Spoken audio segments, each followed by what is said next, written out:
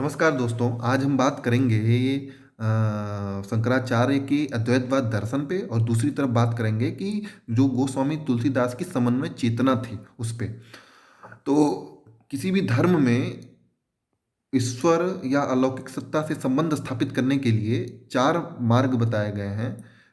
4 तरीके बताए गए हैं। पहला तो है ज्ञान मार्ग, दूसरा है कर्म मार्ग और तीसरा है योग मार्ग और चौथा है भक्ति मार्ग। तो ज्ञान मार्ग मूलतः शंकराचार्य के अद्वैतवाद दर्शन पर आधारित है।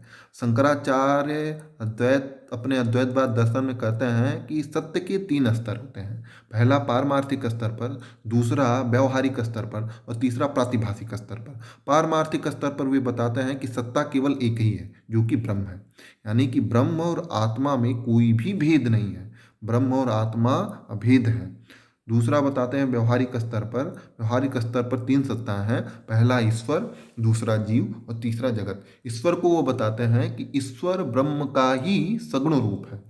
जीव को वो बताते हैं कि जीव ईश्वर का ही प्रतिबिंब है, जो कि शरीर से युक्त होने के कारण ब्रह्म से भटक गया है। जैसे ही उसे ज्ञान की प्राप्ति होगी, जैसे ही उसे शंकराचार्य के शब्दों में अहम ब्रह्मास्मि की प्राप्ति होगी, वैसे ही वो ब्रह्म में विलीन होकर एक हो जाएगा।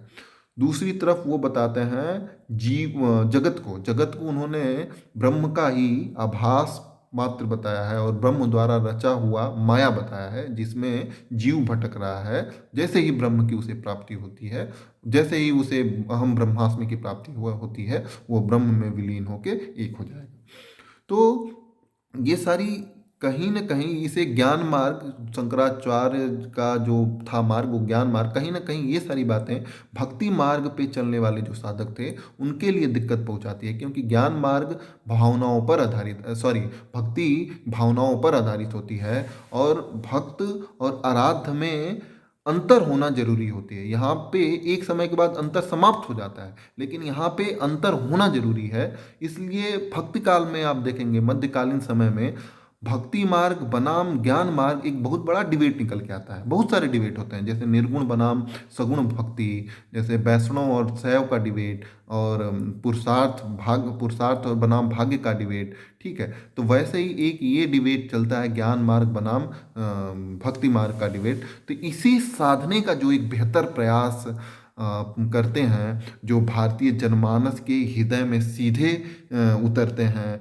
भारतीय जनमानस के घरों में सुने जाते हैं, गाए जाते हैं, गुनगुनाए जाते हैं, वो हैं गोस्वामी तुलसीदास। उन्होंने समन्वय साधने का एक बहुत ही बेहतर प्रयास करा है। और इनके बारे में हजारी प्रसाद द्विवेदी जी कहते भी हैं कि गोस्वामी तुलसीदास जी को जो अभूतपूर्व सफलता मिली, उसमें उनके एक विशाल समन्वय की एक जो विशाल बुद्धि थी, वो एक बड़ा कारण रहा है। और भारतीय जनमानस में लोकनायक वही हो सकता है जो समन्वय का एक अपार धैर्य लिया हो, जो कि गोस्वामी तुलसीदास में था। और बहुत सारे कारणों में एक कारण रहा है, जो कि इतनी व्यापकता के साथ हिंदू धर्म में जो लोग हर घर में गुनगुनाए जाते हैं, पढ़े जाते हैं, सुने जाते हैं। हर व्यक्ति के मुंह से गोस्वामी तुलसीदास जी की आप चौपाइयों को सुनेंगे और जानेंगे और बहुत सारी चीज़ें समझेंगे भी। तो पहला तो हम बात कर लेते हैं जो ज्ञानी और ज्ञान मार्ग और भक्ति मार्ग वाला डिबेट था। तो उसमें गोस्वामी तुलसीदास जी कहते हैं कि समन्वय साधते हुए कहते हैं कि वो बस भक्ति के लिए भक्त को ही नहीं मानते। वो कहते हैं कि एक जगह चौपाई में जिक्र करा है कि ज्ञान ही प्रभु ही विशेष प्यारा, लेकिन आगे और भी कहा एक जगह कि भक्त ही ज्ञान ही नहीं कछु भेद।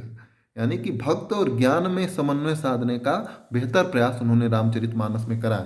जो निर्गुण बनाम सगुण भक्ति का डिबेट था, जब कबीर दास जी कहते हैं कि लोग तो प्रभु श्री राम राम कहते हैं, लेकिन वो दशरथ के पुत्र प्रभु श्री राम को प्रभु श्री राम समझते हैं, राम का असली मर्म नहीं समझते। और तब गोस्वामी तुलसीदास जी उनके बातों का स्पष्ट विरोध करते हुए लिखते हैं रामचरितमानस में, जेहि इमि गावहि वेद बुध, जाहि धरहि मुनि ध्यान, सोई दशरथ सुत भगतित कोसलपति भगवान। यानी वो जिस प्रभु श्री राम का पूजा करते हैं, आराध्य मानते हैं, वो दशरथ के पुत्र ही राम प्रभु श्री राम हैं। इसी तरह ये विरोध करते हैं लेकिन समन्वय भी साधते हैं। वो एक समय के बाद मानते हैं कि हाँ, ब्रह्म जो है वो निर्गुण ही है, लेकिन संतों का दुख हरने के लिए, सज्जनों का दुख हरने के लिए जब वो अवतारवादी रूप में आता है तो वो सगुण रूप लेता है। और उनकी भारतीय जनमानस में एक बहुत फेमस सी चौपाई है, हर घरों में गाई जाती है और लगभग बहुत सारे लोगों को याद होता है कि जब जब होई धर्म के हानि, बाढ़े असुर अधम अभिमानी, तब तब धरि तब तब प्रभु धरि विविध शरीरा, धरहि कृपा निधि सज्जन पीरा, हरहि कृपा निधि सज्जन पीरा।